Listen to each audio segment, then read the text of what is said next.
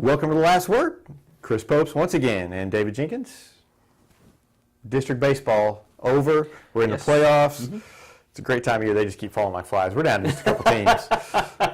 We're down to just a couple teams. Down to a couple teams. Summer break is here. Some local teams that are making a very strong case for a state title contender, mm-hmm. I think. Scott City in Class 3 still alive. We got Cooter in Class 2. Valley, if you want to consider them in our area, they're definitely still alive in Class 2. Yeah, Bell City is running strong, and you got a couple teams that I think has got a really good shot at winning state this year. I would put Scott City and Bell City in that. You know, obviously Bell City won it last year. They're mm-hmm. defending champions, and you know they have Dora. We were filming this before that game, and you know they have Dora, and they handled Gideon with no problem the other day. But you know we kind of expected that. Mm-hmm. You know we kind of thought if they could get out of that district, they should make a run to the Final Four. And you know Cooter. I've underestimated Cooter. This is a task. It's pretty tall. I've underestimated Cooter, but they've got a tall task to beat Valley. So that'll be tough. But you know, Valley's always in there every year, and in Scott City, they've kind of become Scott City and New Madrid mm-hmm. have kind of become just kind of almost a dynasty. They've kind of one of the two of them each year. They're the ones that are making their ways to state and everything. Mm-hmm. They're two good programs right there. And Scott City, you know, got the best of New Madrid in the sectional. The last 3 years, it's been one of them. Yeah, one of them being going to state from this area. That's 4 years, isn't it? Well, this will be the fourth year. This will be the fourth year if Scott City gets passed going to state. But Scott City, I think, man, they've been tearing the cover off the ball these last two games. Now, Kelly probably didn't bring the caliber of pitching that they're going to see at state. New Madrid, they threw Palmer Campbell, who's one of the best around here. I was shocked that he got hit the way he got shelled I was shocked. by Scott City, and you know, it was just when you're hitting the ball, I'm a firm believer. I mean, pitching's great, but if you have an offense that can do that, I'll take the better offense any day of the week, to be honest with you, in my mind. And they're right now tearing the cover, scored 19 runs, and that's tough to do against any ball club. You know, Scott City, they played a tough schedule too. They're ready for this, and you know, plus they've been there. It's not going to be unfamiliar to them. So you know, Clearwater will be a tough task. Clearwater always has a good team. They always kind of put some good. They have some good players. And they play a tough schedule as well over there in the Ozark Foothills. So that'll be a tough challenge. Again, we're doing the show before they play, but you know, either one of those, whoever comes out of that game should, you know, I think will have a great chance to win the state title. I'm saying BC, Valley, and Scott City moves on to state after their quarterfinal round. If it's played today or Wednesday, might be played Thursday today. Who knows? The weather's been crazy baseball weather. The weather the last week or so, and it looks like it's just going to continue just to be nothing but rain every day. So which always happens this year. Just this whole state baseball thing never gets played on time or on schedule. At least they're not playing on Memorial Day this year. That's true. I mean, at least maybe. Yeah. Well, they tried to do that, get away from that, but they might be pushed back to that day. But you know, if it has to be pushed back because of rain, then it's understandable. Yeah, you know, but it's when they just don't schedule it. Yeah, when they schedule it on a holiday, it's like, come on, what are you doing? Yeah. You know, speaking of Misha, I know that there was some complaints about the golf state championship. You know, they played. I guess the first day they played in the rain, and then the second day they had to cancel it because the course was just too bad. Yeah.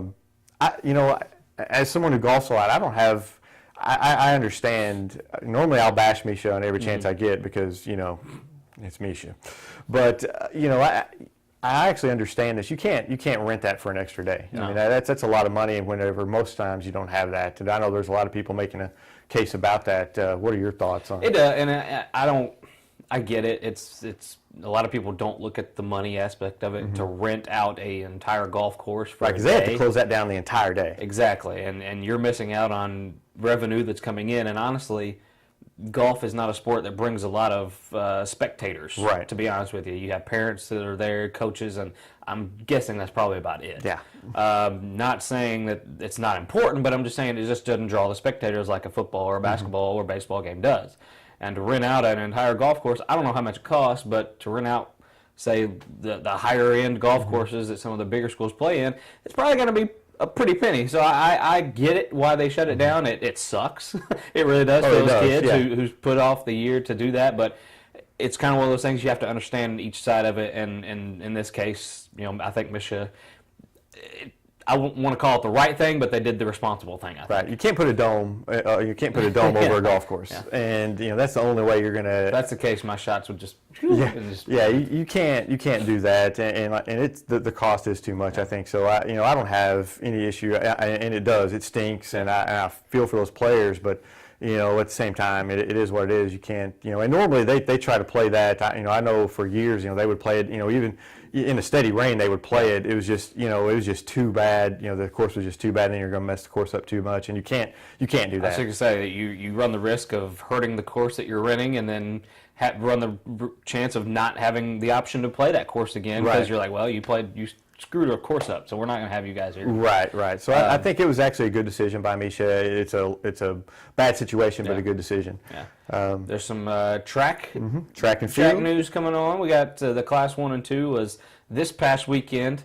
We had some state champions coming out of this region, Jinx, and a lot of times we do have a lot of athletes that go up and do well in particular events. Team-wise, we don't really do great. We have every now and then we'll have a team championship was the big prize, but individual championships, we can usually knock a few of those out, and we had a few this weekend. Yeah, Charleston, they had a girl, Denitra Jones. She won the 100-meter dash, I believe. Is that correct? She did. Nick Thompson from Malden. We've talked about him on the show once or twice. Swept the throwing events in that one, yeah. And who else did we have? Maurice Davis. He won the 100 from Kelly. So yeah, we got a few state champions from this year. Maurice was a repeat, if I'm not mistaken. Maurice was a repeat. Yes, he was. He won the 100 last year and this year, and I think he got second in the 200 as well. And so did Denitra Jones. I believe she got second in the 200. I'm not quite certain on that, but she did. She finished well, I think, in those, and had a lot of others qualify and make all state in the area. And I know Malden, I think, had the team lead after day one. They did, and thank you, Nick Thompson, for those 10 points. Nick those Thompson, 20 points, excuse me. Yeah, Nick Thompson put some points on the board for them. They were in the lead after the first day, so they just didn't have enough competitors to make a run at it. And so you knew they weren't going to win. But it's still kind of neat, after the first day, see your name at the top there. We had Nick Thompson, we had Mason Tidwell from East Prairie do well in the throwing events as well. I think who else qualified? Zach Gray, I believe. He didn't qualify in that, but I think he finished fourth. Zach Beal from Woodland, I think he finished well. I didn't even know Woodland had a team, and he was doing very well. He's a guy that goes across all events. He's a jumper, he's a thrower. He put him on the track. I'm sure he can do well there too. But he's just an all-around great athlete, and he's going to play college ball, this fall. But yeah, this next weekend is the Class 3 and 4. We got a few local guys. I think Sykeston, I think they qualified in 6 events, if I'm not mistaken. And Dexter's Michaela Waldner qualified in 4 by herself, and she's just a phenomenal athlete. I'm looking for her to repeat in the hurdles again. Now, if I remember right, she put Dexter girls in like the top 10 last year by herself, if I'm not mistaken. I think you're correct. I know she won at least. I know she won. So we got to research this stuff. I started saying she did very well last year. I want to say that she got Dexter girls in the top 10 last year. In the team wise, just by herself. It's kind of a Cal Lane situation for Sykeston. He did very well. And speaking of which, he's in track. He is a professional track star now in Africa. Went to Africa. So yeah, I tried to get in contact with him. It just didn't pan out as far as doing a story. But I hope Charlie's playing the Toto Africa song while we're doing this. The rain in Africa is perfect song for today. But anyway, best of luck to him and that endeavor. I know he's working very hard to get where he is today, and he's phenomenal to watch in high school. The best track athlete I've seen. I mean, as far as the best I've ever seen, and he was got Sykeston a state title. Yeah, and Sykeston they got a lot of athletes. The girls, Antravia Green is looking to make another strong case. She finished third in the 100 last year. And we'll see if she can maybe kind of push and get that state championship this year. Also got Ernest Fobbs and Deterrio Newman, and that's just a couple names that's popping at the top of my head. Excuse me for not getting all of you, but yeah, Sykeston, I think they're qualified in 6 events, and I don't know if they have a shot for a team title, but they got the competitors to do it. I know for sure. Yeah, they probably don't have enough. They're probably not in enough events. I remember when they did win the state title, it seemed like they had. Not only did they have several guys winning, but they had quite a few, a high number, and but that, it takes a lot to win those, especially as you get to the bigger classes, because you've got some very good talent up in those St. Louis schools and Kansas City schools that are, it's really tough since for Sykes just to be able to compete, or Notre Dame or whatever schools up there.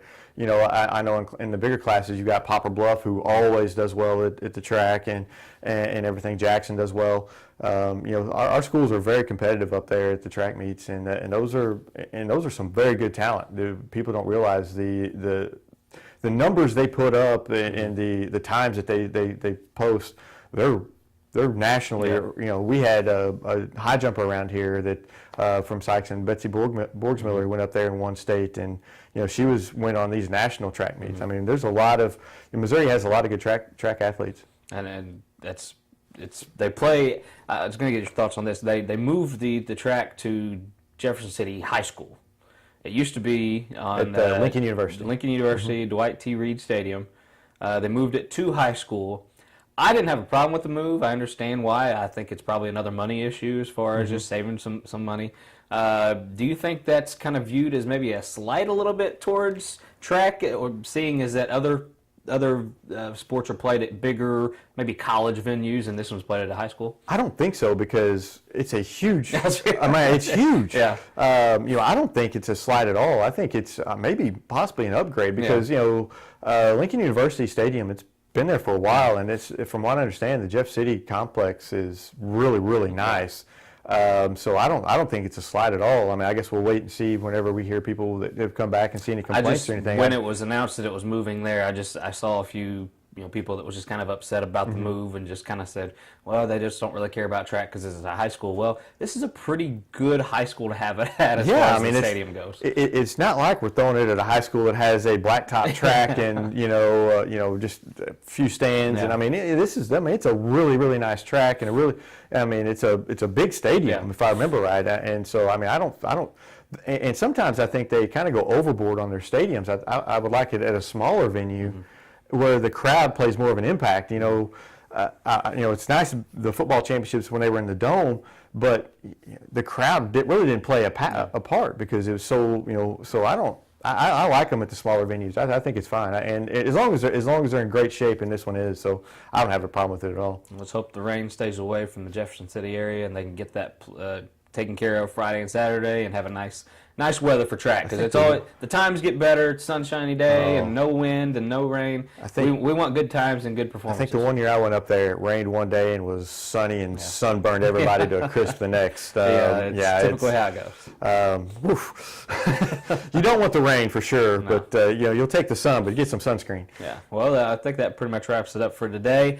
Jinx, we're going to go on a little week on, week off situation from here on out, since it's summertime. Let us enjoy the summer, and if the weather clears up, and let you guys enjoy it as well. But yeah, we'll be back in 2 weeks. We'll be back in a couple of weeks, and so be looking for us, and we'll talk about some more baseball. Hopefully, we'll have some state champs to talk about, and I'm sure we'll talk some Cardinals and they're just something else. I don't know. Insert crying Jordan meme here. We'll figure something out. We'll see you guys next time on The Last Word.